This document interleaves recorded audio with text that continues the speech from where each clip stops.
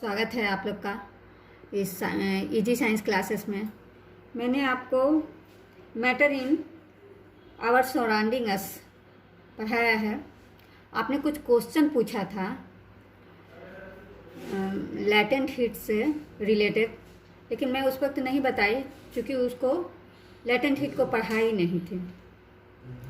अब आप अच्छे से पढ़ लिए हैं, लैटेंट हीट को पढ़े हैं तो इसको अच्छे से समझेंगे। तो आप ही का ही क्वेश्चन व्हाट्सएप पर जो दिया गया था उसी को हम लिए हैं।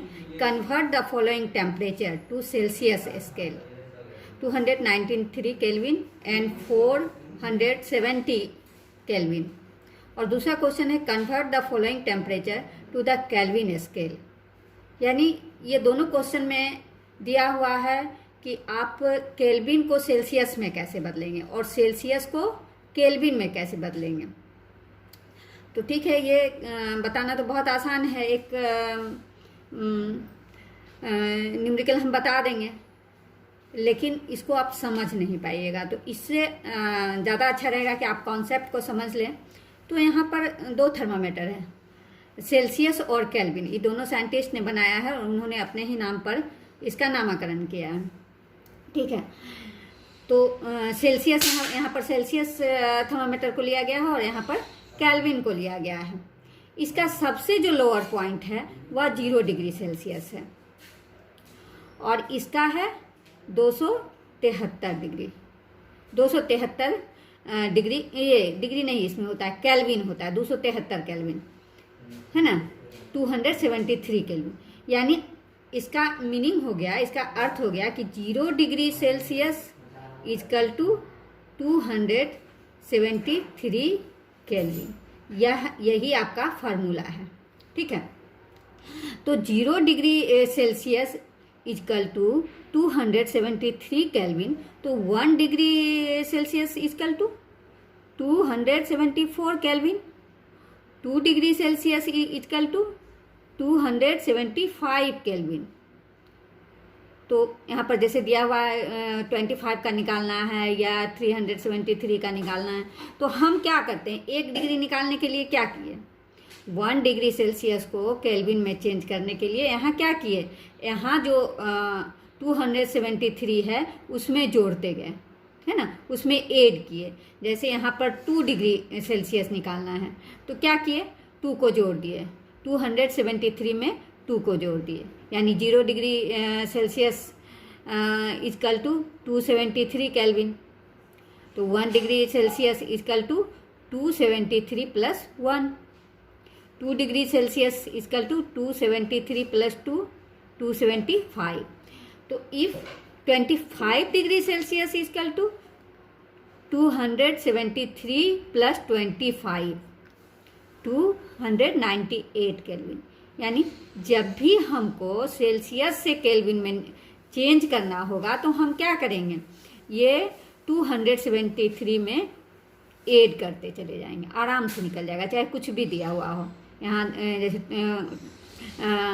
25 डिग्री सेल्सियस दिया हुआ है, 373 डिग्री सेल्सियस दिया है।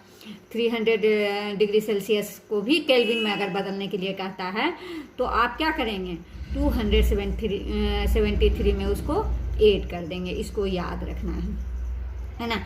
जब भी हमको ये डिग्री सेल्सियस में चेंज करना है तो इसमें 273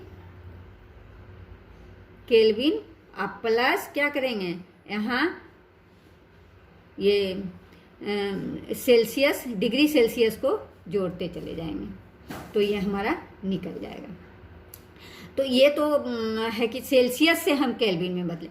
अब केल्विन से सेल्सियस में कैसे बदलेंगे, तो यहाँ जरा देखिए,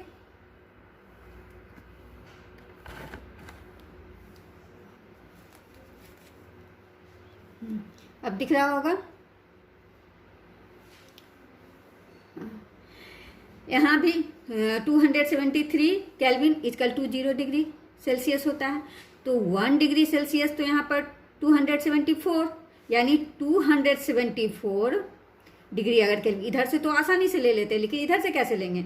273 Kelvin equal to 0 degree Celsius. अगर 0 degree Celsius equal to 273 Kelvin होगा तो 273 Kelvin equal to 0 degree Celsius, और 274 केल्विन इजकल टू क्या हो जाएगा? 0 के बाद क्या हो जाएगा? 1 degree Celsius. 275 Kelvin equal to क्या होगा? 2 डिग्री सेल्सियस। तो इसको हमको निकालने के लिए क्या किए हम?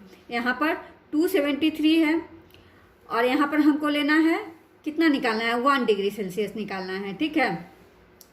तो इसमें जितना भी, अगर 274 केल्विन हमको निकालना है या 275 केल्विन निकालना है या कितना सेल्सियस के बराबर होता है, तो इसको क्या करेंगे कि हम इसमें 273 को घटा देंगे, 273 को माइनस कर देंगे, तो यह केल्विन में चला आएगा।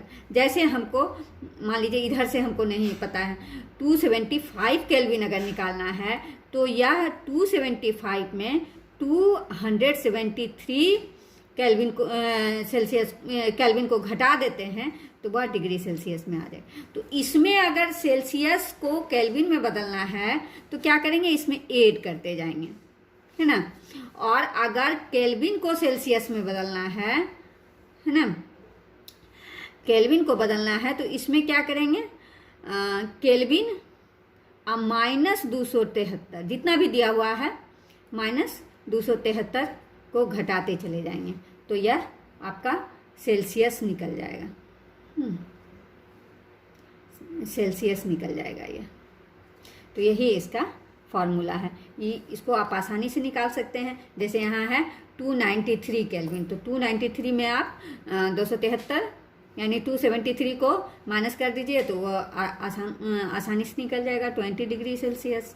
अगर 470 केल्विन है तो इसमें माइनस कर देंगे 273 तो आसानी से निकल जाए। तो इसमें सेल्सियस से केल्विन को निकालने के लिए इसमें जोड़ते चले जाएंगे, और इसमें केल्विन से सेल्सियस में चेंज करने के लिए ये 273 को माइनस करते चले जाएंगे, आसानी से निकल जाएगा। अब यहाँ पर एक क्वेश्चन आप ही लोग का दिया हुआ था, give reason for the following observation. देखिए ये जो रीजन दिया गया है, जैसे दिया है naphthalene ball disappear with time without leaving any solid.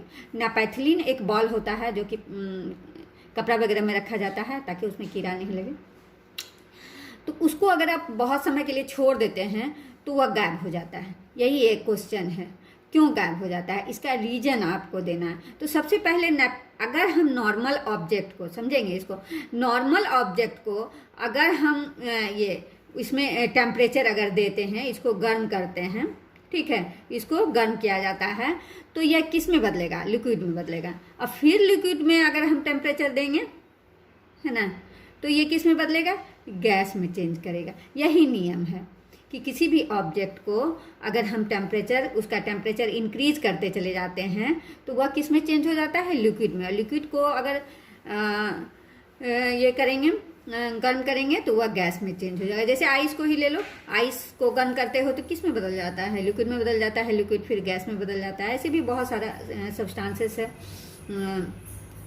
लेकिन कुछ सब्सटेंसेस जो होता है वह सबलाइम सब्सटेंसेस हो जाता है। जैसे नेपैथिलीन बॉल हुआ, कैम्फर हुआ, अमोनियम क्लोराइड हुआ, तो ये सबलाइम सब्सटेंसेस कहलाता है। इसका क्या नेचर होता है कि अगर इसको टेम्परेचर दिया जाता है या कभी कभी एटमॉस्फेरिक टेम्परेचर पर भी, यह लिक्विड में चेंज नहीं होता है, सीधा किस में बदल जाता है? गैस में, यानी वेपोराइज हो जाता है। तो नेपैथिलीन एक ऐसा सब्सटेंसेस है, यानी सबलाइम सब्सटेंसेस है कि यह रूम टेम्परेचर पर ही लिक्विड में ना बदल के वेपोराइज हो जाते हैं, यानी गैस में चेंज हो जाता है ना। तो पता ही, गैस तो देखने का चीज़ नहीं है, वो पता ही नहीं चलता है ना। तो इसलिए जब भी नेपैथिलीन बॉल को छोड़ा जाता है कुछ समय के लिए तो वह वेपोराइज हो जाता है, पता नहीं चल पाता है।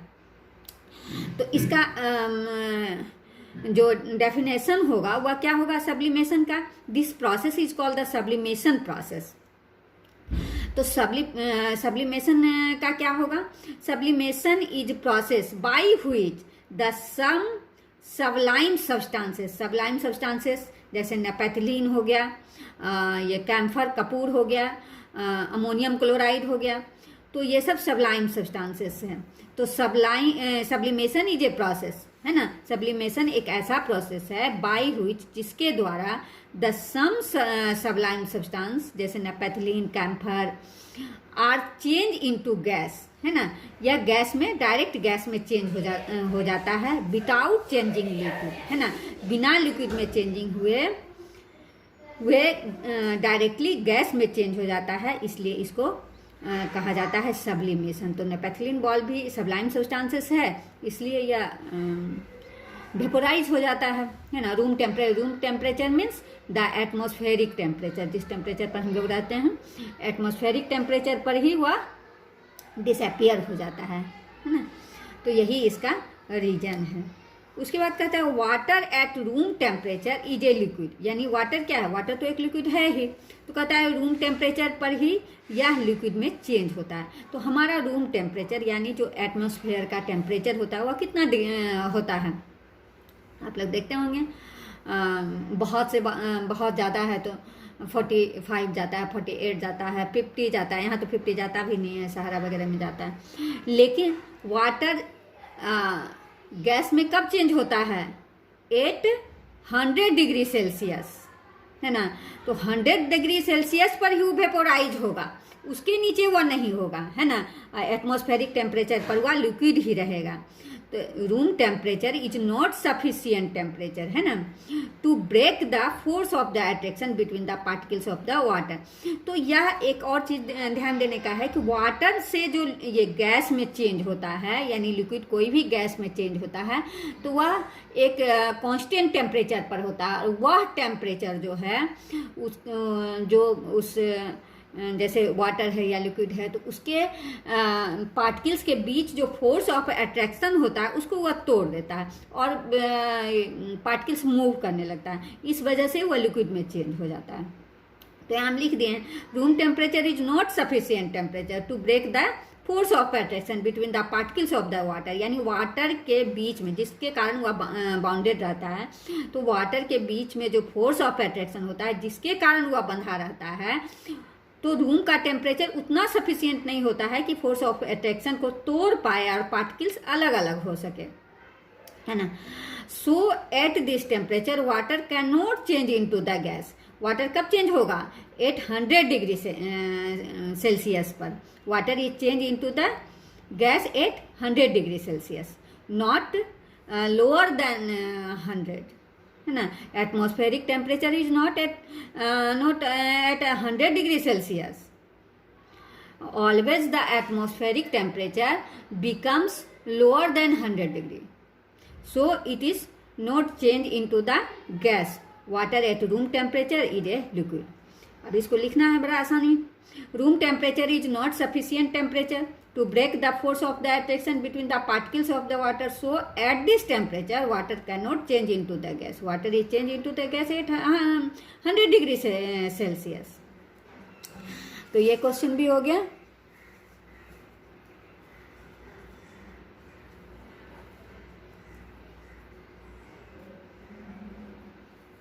देख लीजिए। अब दूसरा क्वेश्चन है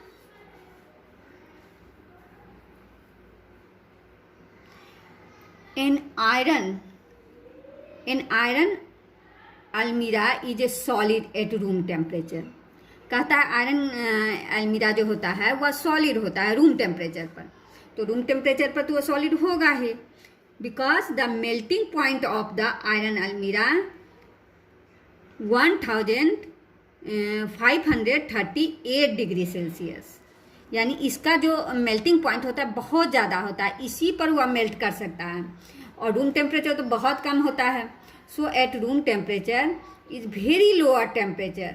eight this temperature iron can not change in the liquid या अदर स्टेट, है ना। इसका जो मेल्टिंग पॉइंट होता है बहुत ज़्यादा होता है और रूम टेम्परेचर बहुत कम होता है, इस वजह से रूम टेम्परेचर पर उसका जो फोर्स ऑफ अट्रैक्शन है नहीं टूट पाता है ना, और वह ये अदर स्टेट में चेंज नहीं हो पाता, यानी लिक्विड में चेंज नहीं हो पाता है, गैस में चेंज नहीं हो पाता है, because the iron melts at 1538 degree Celsius.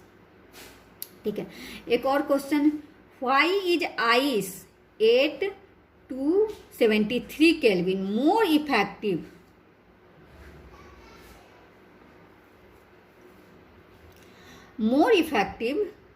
in cooling than water at the same temperature।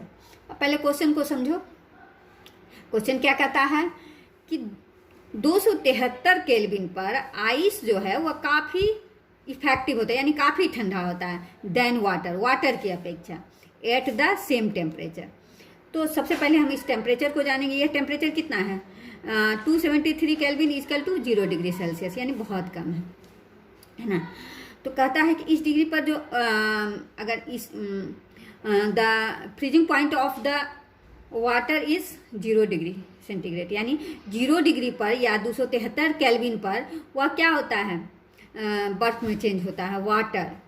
ठीक है, तो वाटर लिक्विड अवस्था में, in the liquid state the water are present at 10 degree Celsius, at 50 degree Celsius, at 15 degree Celsius, at 20 degree Celsius, but ice are present. Ice is found at 0 degree Celsius या lower than 0 degree Celsius।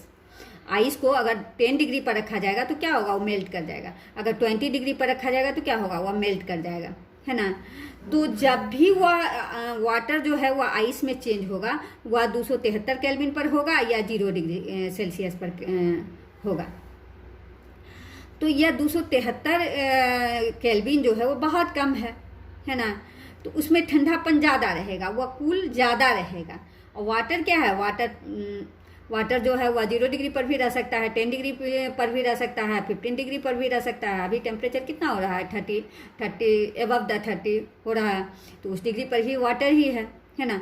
लेकिन ice जो है वह उस temperature पर क्या होगा? Melt करने लगता है, वाटर में चेंज हो जाता है ना। टेम्परेचर लेके, एटमॉस्फेयर से टेम्परेचर लेके वह वाटर में चेंज होने लगता है। तो इसलिए वाटर से आइस बनने में टेम्परेचर बहुत कम जाता है ना, इसलिए यह बहुत ज़्यादा ठंडा होता है। तो अब इसको लिखेंगे कैसे? Water is present between 0 degree Celsius to 99 degree Celsius. 99 degree पर गर्म रहेगा लेकिन बॉइलिंग नहीं रहेगा, है ना, in atmosphere. But ice is found at 0 degree Celsius या लोअर देन 0 डिग्री सेल्सियस, है ना। आइस जो है वह 0 डिग्री पर ही रहेगा या उससे कम डिग्री पर ही रहेगा। इसलिए so ice is more effective in cooling, इसलिए ठंडापन में यह ज़्यादा ठंडा रहता है due to latent heat. Latent heat के कारण ही ऐसा होता है। इसमें जो हीट लिया जाता है वाटर से आइस में चेंज होने के लिए, जो लोअर टेम्परेचर आता है उसी को लैटेंट हीट कहा जाता है। तो लैटेंट हीट के कारण आइस जो है वह मोर इफेक्टिव होता है ठंडा में, कूलिंग में देन वाटर, है ना। तो आप लोग समझ गए होंगे why ice at 273 kelvin more effective in cooling than the water at the same temperature, है ना। Water is present between 0 degree Celsius से ऊपर रहता है तो 99 degree Celsius in atmosphere, but ice is found always 0 degree या lower than 0 degree, उससे भी कम रहता है, इसलिए ज़्यादा ठंडा होता है। So ice is more effective in cooling. एक और है, what produce more severe burns, boiling water या स्टीम, यानी भाप, है ना। ये जो स्टीम है वह ज़्यादा, अगर स्टीम से कोई जलता है ना, तो वो ज़्यादा सीवियर होगा या बॉइलिंग, बॉइलिंग मीन्स यहाँ वार्मिंग वाटर हो गया, है ना, या गर्म पानी से अगर जलेगा तो क्या। तो अब यहाँ देखो, here boiling water is the warm water warms lower than 100 degree, हमेशा ये 100 डिग्री से 10 डिग्री पर भी यह थोड़ा गर्म हो जाएगा, 20 डिग्री पर भी गर्म हो जाएगा, है ना, 15 डिग्री पर भी गर्म हो जाएगा। लेकिन भाप कब बनेगा? 100 डिग्री। स्टीम कब बनेगा? 100 डिग्री सेल्सियस पर ही बनेगा, है ना, या 100 डिग्री सेल्सियस पर ही बनेगा। but it is changed into steam at 100 degree. So at 100 degree steam causes the severe burn. क्योंकि इसका टेम्परेचर बहुत ज़्यादा होता है, इसलिए ये बहुत ज़्यादा जलन लाएगा, है ना, अगर स्टीम से कोई जलता है तो। धन्यवाद।